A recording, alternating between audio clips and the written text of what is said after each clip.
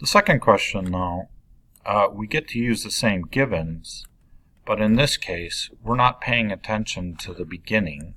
We are going to be paying attention to the end because we want to know what the velocity final is. So we know that the ball velocity initial equals 0 meters per second squared. Meters per second. We know that acceleration due to gravity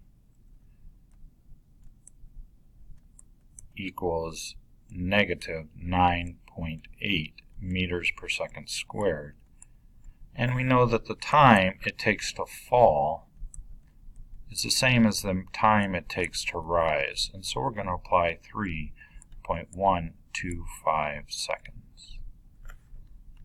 So our time to fall equals 3.125 seconds.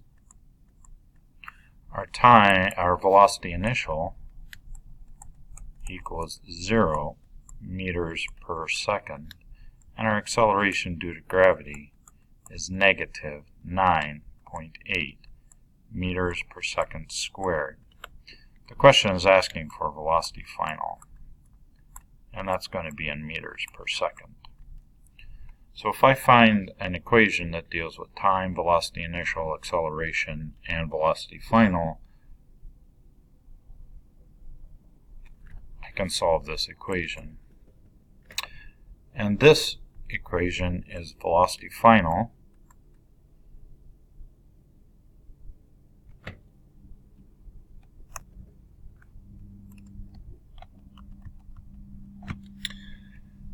The acceleration equation fits the bill. So acceleration equals velocity final minus velocity initial, that quantity divided by time. So if I substitute numbers for letters, negative 9.8 equals velocity final, I don't know, so I'm going to use that as a variable, velocity final,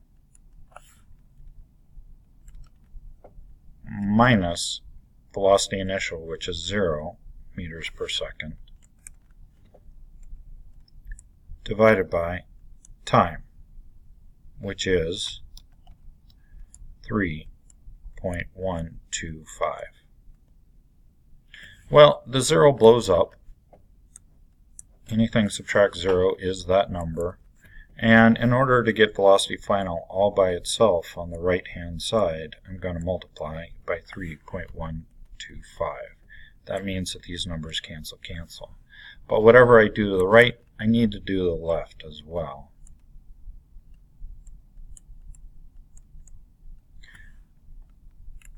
And so when I solve this, I get velocity final equals negative 30.62 meters per second. Now if I apply 3 sig figs, just like here in the problem,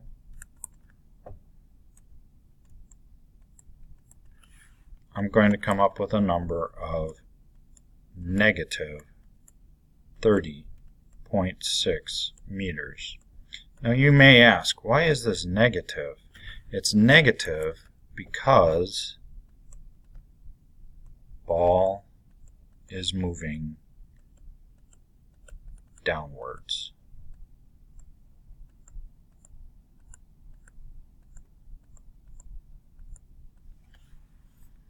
And so the negative is denoting direction.